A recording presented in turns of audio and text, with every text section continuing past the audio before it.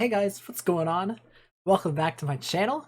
I'm Roxora, and today we're going to talk about Jumpstart Historic Horizons on Arena. It's been out now for about 2 days, and on release night, I did a bunch of stuff. There's a stream recap that I'll link below that it came out yesterday. And yeah, so now I've done quite a bit. I think I had, up here I had like 35,000 gold at the start, and now I only have about 13,000. And I had, I think, like 10,000. At a certain point I decided to stop using gold and start using gems because that was a little bit cheaper, and in case I wanted to buy packs, or in case I wanted to um do something else, but buy stuff from the store or something, I decided to keep a little bit of my gold there.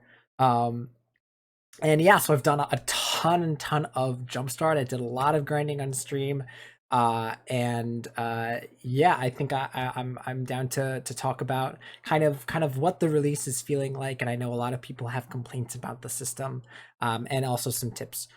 So first of all, let's go to the Jumpstart Historic Horizons event and take a look. So you see, I already have one that was here, and essentially, what happens is again, to review, you get two 20 card packs. You get your first selection of three 20 card packs. And each of them have, if you hover over them, I can even do it here actually. Let me do that. I'm going to resign from that event, and I'm going to enter into the event. And it will have these three packs for you to go to. And if you hover over them, it will show you a card from that pack that kind of represents what is going on here. So we have the Relentless pack, which is I believe it's the Lurgoy for the graveyard themed pack. Scavenger, which is about, putting and getting cards out of your graveyard for value, either it be scavenge or spells. And then we have Teo here, which is just the Teo package. It has a lot of white cards, and it also has Teo in it. And then you pick these, and then the next set of packs, from what I have gathered, should be related to one of the two colors that you have. So if I were to pick the white pack here, the next pack would either be white and something else, or just another single colored pair. So here I'm just going to go to the next one again. This is really down to personal preference or what kind of cards you want to get. But I'm going to go ahead and take the Relentless pack. And if I'm correct, it should give us a green, a black, or one of the other single, something like that, I believe. Yeah, so here it gives us a green, two green, and a black package. And again, these are going to show you a signature card that represents what is going on.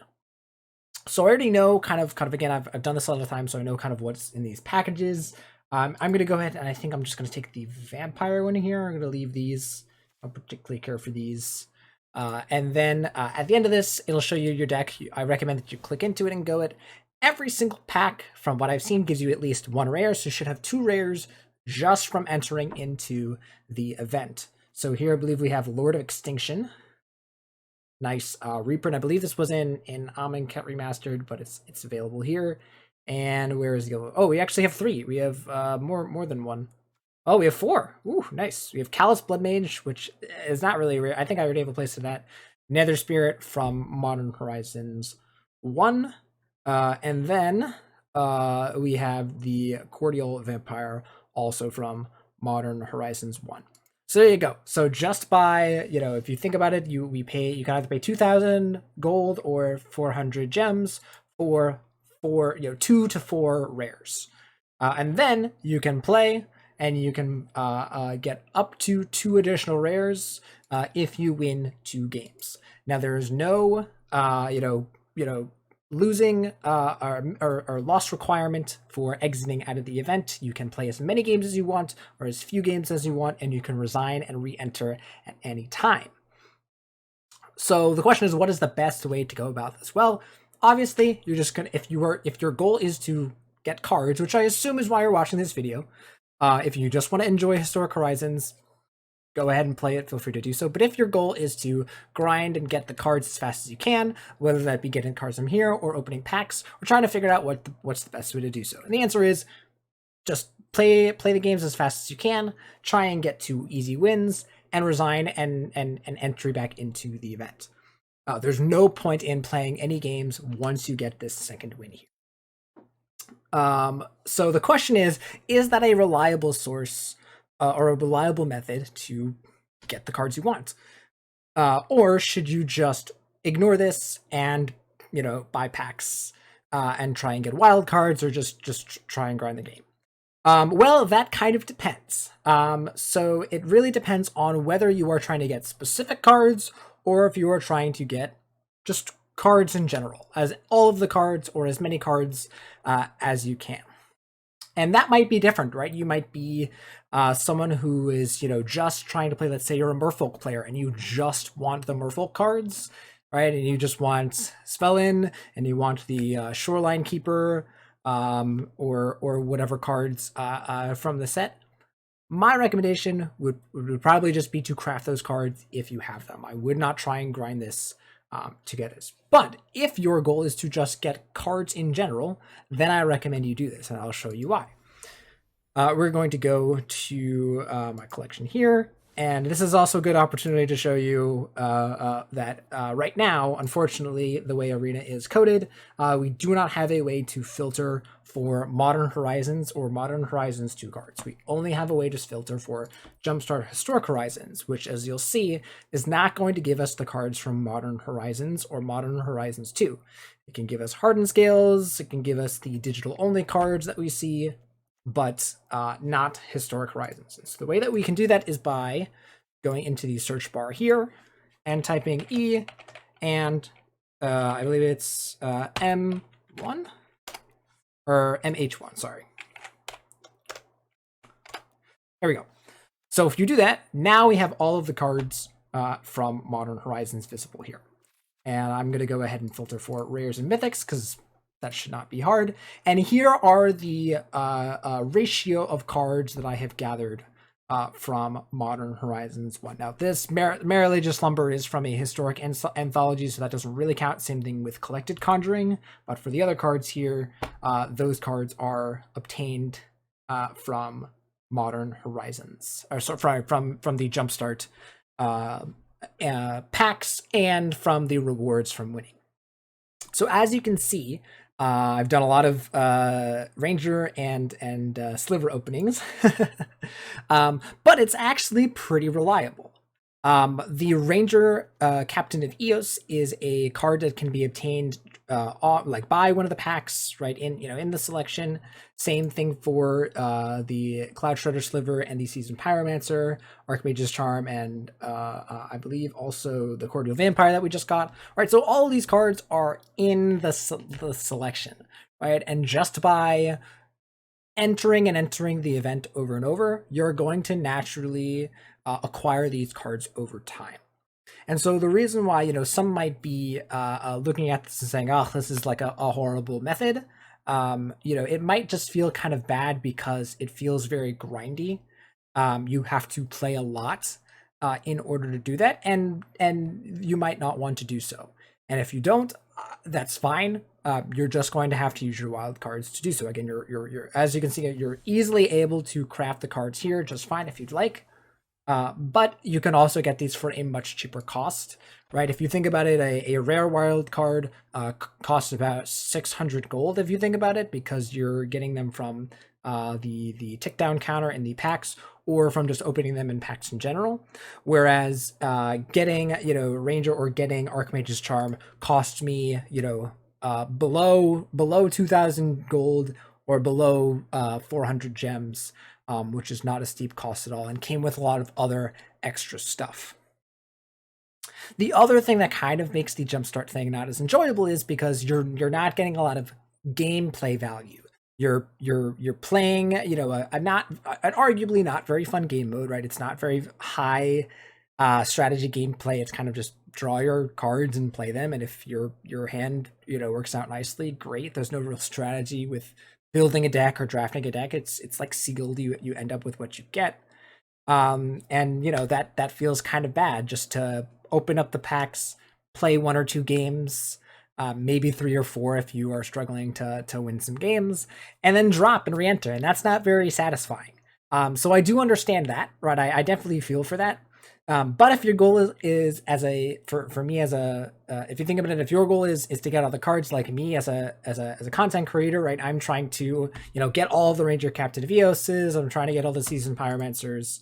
Um, then I have to do this, right? It's not feasible for me. I have 6 rares and 9 mythics, and to craft all of these. And by the way, you haven't even gotten to Modern Horizons 2, right? I only have a few of these guys so far. That's going to be quite intensive. And so, actually, so I already have 3 Svelin. Yeah, so, um, yeah, so, for me, I kind of am forced into that, which is, it is what it is. But the general method of Jumpstart is an effective way of getting cards. I think the reason why people are upset, from my point of view, is that the game mode itself is not very good. And the gameplay that is created just by jamming these 2 random packs together is sometimes not very good, right? So what happens is, like, sometimes if you end up, let's say you have the spells deck, and then you end up with the creature deck or whatever, right? The Territorial Kavu deck, right? Those decks don't really synergize very well. Or if you get like Merfolk, and then you get humans. So there can be some kind of jumbled up combos. I think on stream I played Merfolk and Sarkon, or Sarkon Dragons, and it did not go well. I do not recommend. Right, and that feels bad, and it becomes a lot harder to get those wins reliably. So I definitely understand and feel for people who don't like the game mode. But again, as I said, if you are just trying to get your Svelans, or you're just trying to get 1 or 2 cards, then I recommend not playing the game mode. But if you're trying to get as many cards and you're trying to get a lot of them, I would recommend. I think it is an appropriate way to get cards. Obviously, it's the only way to get them reliably without using your wild cards. So yeah, so there you go.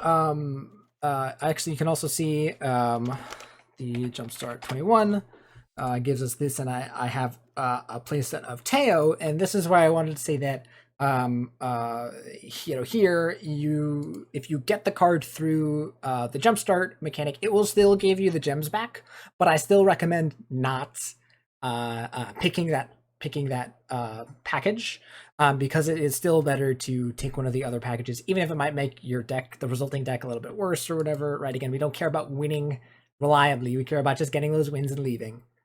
We don't care about the quality of our deck.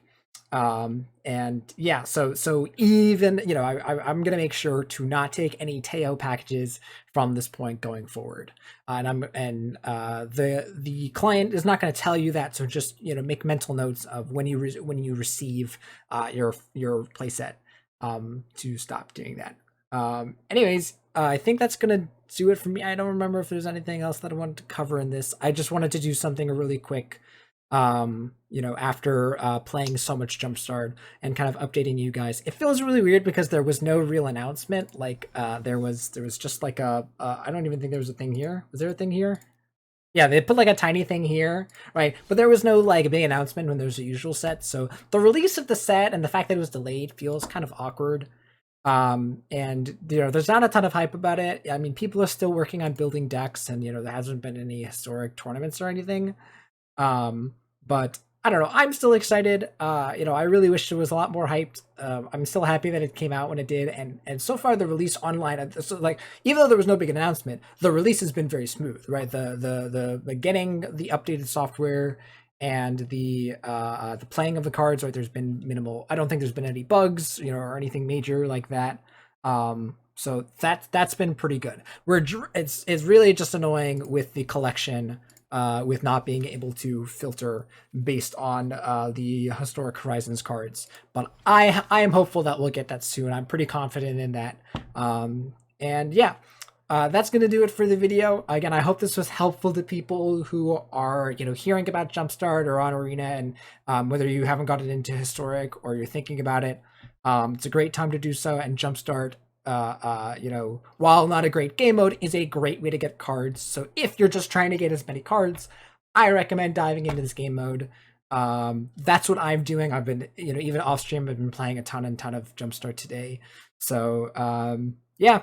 All right, guys, if you enjoyed this video and you found it valuable, please let me know. Leave a like and comment down below, so that I know to do more stuff like this in the future. Again, I'm always happy to help if you guys have any questions about Arena, about Magic. I'm always here to help. And yeah, if you guys want to catch me live, you can find me live at twitch.tv/roxora098. Link in the description as well, and I will see you guys for the next video. See you guys on stream. All right, later everyone.